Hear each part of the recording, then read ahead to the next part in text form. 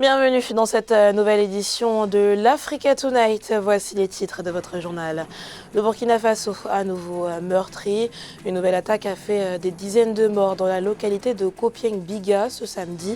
Une attaque qui intervient au lendemain de celle qui a pris place à l'Oroum. L'économie africaine à l'heure de l'après-coronavirus, à l'issue du webinaire sur la finance inclusive organisé par le think tank RM, des mesures d'accompagnement des PME ont été décidées afin de leur offrir une meilleure résilience. Et en fin d'édition, nous prendrons la direction de l'Afrique du Sud. L'Afrique du Sud qui se prépare également à la relance de son économie. 20,5 milliards de dollars vont être injectés par les autorités dans divers secteurs en ce sens. Mais avant de développer ces titres, Mogadiscio, la capitale somalienne, à nouveau endeuillée. Un minibus a explosé suite à son passage sur un engin explosif ce dimanche. Un bilan provisoire fait état de 10 morts et 12 blessés selon un communiqué du ministère de l'Information. La vingtaine de passagers se rendaient à un enterrement. Pour l'heure, l'explosion meurtrière n'a pas été revendiquée. Le Burkina Faso a subi une nouvelle attaque meurtrière. Des hommes armés ont attaqué le marché au bétail de la localité de Kopieng-Biga. Une attaque au lendemain de celle de vendredi où au moins 15 civils avaient été tués après une attaque terroriste perpétrée dans la province du Loroum. Il faisait partie d'un convoi de commerçants qui revenait du marché de Titao. On fait le point dans ce sujet de Kamesh Katapouli. 2 attaques en 2 jours au Burkina Faso. Plusieurs personnes, marchands et acheteurs, ont été tués ce samedi dans la localité de Kopieng-Biga. Des individus armés ont pris d'assaut le marché au bétail. Le bilan exact n'est pas encore connu. La veille déjà, un convoi de commerçants avait été attaqué dans la province du Loroum, située au nord du pays. Selon un bilan provisoire, au moins 15 civils sont morts. Ils revenaient du marché de la ville de Titao pour se rendre ensuite à Solé, leur localité d'origine. D'après un communiqué du gouvernement, l'attaque aurait été perpétrée par des groupes djihadistes qui opèrent souvent dans cette région. Le 29 mai, un convoi de commerçants venant de Titao pour Solé a été attaqué par des groupes armés terroristes entre les localités de Djougouma et Ingane. Le bilan provisoire fait état de 15 morts, de blessés et de personnes portées disparues et d'importantes pertes matérielles. Des renforts militaires ont été déployés et des ratissages sont en cours. L'attaque est similaire à celle perpétrée au mois de janvier dernier, qui visait également un convoi de véhicules transportant des commerçants. Un assaut qui avait fait au moins 9 morts. Face à la recrudescence d'attaques terroristes dans le nord du pays, les convois sont à présent accompagnés par des Kogluego, des membres d'un groupe d'autodéfense qui ont décidé d'assurer la sécurité des populations. Et pour cause, les forces armées du Burkina Faso sont sous-équipées et leur présence est irrégulière. Et l'État a trouvé cette solution-là qui est endogène, qui est de mettre en place des volontaires pour la défense de la patrie qui vont suppléer ou même compléter dans certains cas et les forces de défense et de sécurité. Mais il faut noter qu'ils sont sous la coupe des forces de défense et de sécurité. Mais maintenant, quant à l'efficacité d'une telle force, lorsqu'on voit les zones qui sont de plus en plus attaquées, on voit clairement que c'est des zones où l'armée ne peut plus avoir accès. Pour rappel, le nord du Burkina Faso est la zone la plus touchée du pays par les attaques djihadistes. Des exactions qui ont fait depuis 5 ans plus de 900 morts et 860 000 déplacés. Dans l'actualité également, en République démocratique du Congo, le gouvernement a annoncé la suspension des dirigeants de la minière des Bakwanga, une véritable victoire pour les anciens employés et des membres de la société civile qui depuis des mois dénoncent le détournement présumé de millions de dollars de diamants. Des accusations validées par un rapport de la mission d'audit en date du 23 mars dernier, présenté par le ministre du portefeuille. À noter que l'actionnaire principal de la MIBA est l'État congolais. Dans le cadre d'une initiative de financement des TPME africaines, un webinaire a eu lieu ce 28 mai en partenariat avec des banques, organismes financiers et d'autres partenaires, initié par Rekia Madougou, conseillère spéciale du président togolais. L'objectif visé est d'accompagner les TPME, très petites et moyennes entreprises, par les banques et organismes financiers, notamment dans la période post-Covid-19. Un sujet de Philomentine commenté par Marcel Farbamaroun. Organisé sous le thème « Nécessité d'implication des acteurs de l'économie réelle et de l'innovation dans la riposte contre la Covid-19 ou la relance économique », le troisième panel de l'atelier virtuel de préparation des acteurs de l'inclusion financière à la résilience en Afrique a mis en œuvre un nouveau projet.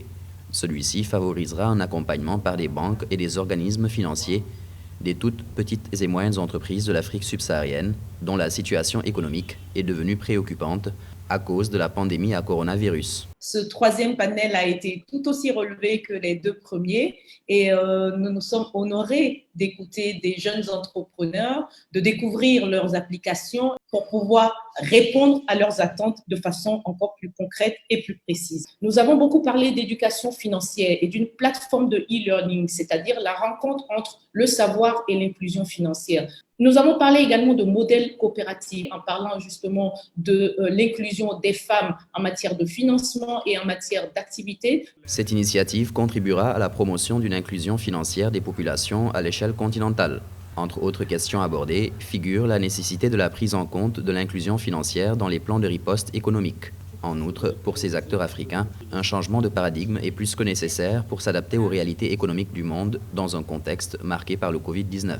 Nous avons certainement ramené au cœur du débat la notion de l'inclusion financière et la nécessité de la prise en compte de cette inclusion financière dans les plans de riposte économique. Nous devons aller plus loin, nous ne devons pas nous arrêter en si bon chemin, nous devons continuer à mobiliser les énergies, nous devons continuer à mobiliser les réflexions, les expertises. Et pour ce faire, oui, la Team RM, oui, le Think and Do Tank Team RM accepte de poursuivre cette initiative en systématisant les forats de réflexion autour de l'inclusion financière. Je pense que c'est la première recommandation forte dont il faut que nous prenions acte tous en même temps, puisque désormais nous sommes tous les acteurs de cette initiative-là.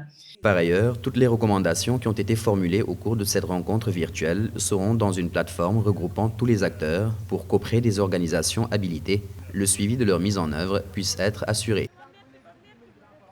L'après-Covid-19 en question également en Afrique du Sud.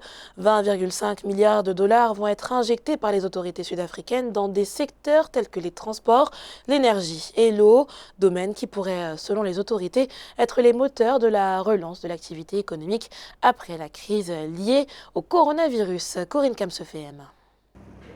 Les chantiers projetés porteront sur des domaines tels que les chemins de fer, les ports, l'énergie, les technologies de l'information, l'eau, l'assainissement et le logement. Les autorités sud-africaines tablent déjà sur une relance économique après la crise liée au coronavirus. 20 milliards de dollars seront consacrés à ces projets d'infrastructure qui permettront de stimuler l'économie. La décision de relancer des grands projets d'infrastructure va certainement contribuer à créer des industries industrialisantes, va permettre de relancer la consommation et surtout de créer des emplois dans le bâtiment, dans le travaux public, dans l'équipement et la technologie de pointe, ainsi que la compétitivité des exportations sud-africaines.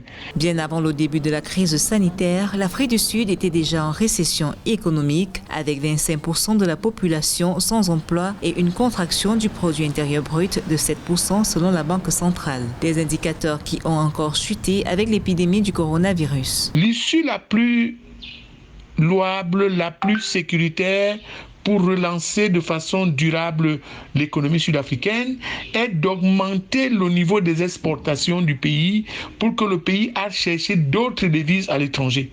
Et pour augmenter le niveau d'exportation du pays, le pays est obligé de relancer des grands travaux, de relancer la grande production et de relancer la consommation. Les grands chantiers d'infrastructure ont toujours été considérés par le gouvernement sud-africain comme des vecteurs de l'amélioration du taux de croissance économique du pays et de la création d'emplois. Désormais, les autorités comptent sur des mécanismes de financement d'urgence pour lancer des projets alors que le coronavirus continue d'affecter durement l'économie de l'Afrique du Sud. Le Maroc aussi se prépare à l'après-Covid-19 et la politique d'austérité n'est pas envisagée par le gouvernement. Les autorités préparent la relance de l'économie nationale, notamment avec un projet de loi de finances rectificative pour l'année 2020. Le Royaume se dirige par ailleurs vers des réformes mettant l'accent sur le social. Nathalie Mo. Ni austérité, ni endettement extérieur massif pour relancer l'économie post-Covid au Maroc. Le chef du gouvernement marocain, Saadine El Othmani, a assuré le 29 mai 2020 que l'exécutif avait exclu le recours à une politique d'austérité et œuvrait au soutien de la consommation et de la production nationale. Une stratégie de relèvement endogène sans concours extérieur pour une économie comme celle-là, qui a déjà une structure qui lui permet de générer de l'activité, qui lui permet aussi de ne pas être totalement tourné vers les aides extérieures, me semble une stratégie tout à fait réaliste pour un pays comme le Maroc. Le gouvernement marocain est en train de préparer un plan de relance ambitieux, a affirmé Saadine El Othmani. Outre l'examen d'une loi de finances rectificative pour 2020 dans les 14 prochains jours, le Maroc veut encourager le dynamisme déployé par les acteurs des secteurs agricoles et agroalimentaires. Le gouvernement veut également renforcer son industrie pharmaceutique et accélérer la transformation numérique. Le Maroc a un énorme potentiel, que ce soit sur le numérique, que ce soit sur l'agriculture. Il va falloir continuer à nourrir les gens et le Maroc pratique déjà une agriculture intensive. L'urgence de la relance économique fait consensus au Maroc. Le Royaume mise sur une voie 100% marocaine et innovante visant la protection des entreprises nationales et la viabilisation des emplois et de l'ensemble du tissu social. Dans le reste de l'actualité, un financement en faveur de la région du lac Tchad, le groupe de la Banque mondiale a approuvé 2 opérations de l'Association internationale de développement IDEA d'un montant total de 346 millions de dollars, des fonds destinés à financer le renforcement de la résilience et des moyens de subsistance à la frontière de 4 pays, à savoir le Cameroun, le Niger, le Nigeria et le Tchad. Aménédi. Garantir un lendemain meilleur aux populations de la région du lac Tchad. C'est dans cette optique que la Banque mondiale va débloquer 346 millions de dollars, soit 215,9 milliards de francs CFA. Ces fonds permettront de renforcer la résilience et les moyens de subsistance à la frontière du Cameroun, du Niger, du Nigeria et du Tchad. Le projet est mené par le biais de l'Association internationale de développement IDA. La solution face à la résilience concernant les conséquences du changement climatique et la lutte contre le terrorisme sont des domaines de très haut niveau qui sont plus de la responsabilité sociétale des États. Donc qu'une association puisse obtenir une aide internationale pour faire face à cela, ce n'est pas une mauvaise chose, sauf que à un moment ou à un autre, ça risque toujours d'être des solutions de court terme que je qualifie de réponse à des situations d'urgence, alors qu'il vaut mieux penser à avoir des solutions qui puissent être des solutions durables. Face au manque d'infrastructures, à la faiblesse de l'accès aux services de base et l'impact du changement climatique, les indicateurs économiques et de développement ressortent inférieurs au niveau moyen des 4 pays riverains. S'y ajoute l'insécurité grandissante liée au terrorisme, freinant ainsi les activités de survie des populations. Les États auraient mieux à se réunir pour trouver des solutions qui peuvent être des solutions pérennes. Sans quoi, il y aurait très certainement une récurrence des situations et chaque fois, il y aura toujours besoin de l'aide internationale. Le projet pour la relance et le développement de la région du lac Tchad vient ainsi renforcer la collaboration entre les 4 pays afin d'améliorer les conditions de vie des populations. C'était le journal de la rédaction. Merci pour votre fidélité. Retrouvez dans un instant une nouvelle édition de l'information sur Africa 24.